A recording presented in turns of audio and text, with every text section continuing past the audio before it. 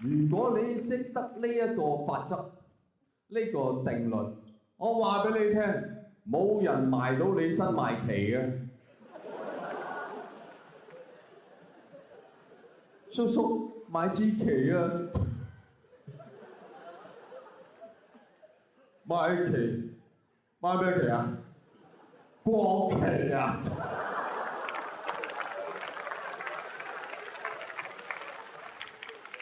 唔係啊，叔叔，嗰啲孤兒咧，孤兒冇錢讀書，孤兒冇錢讀書係咁㗎啦。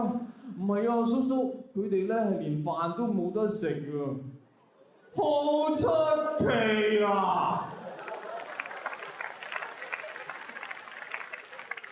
我會將個表情重做一次俾你邊睇。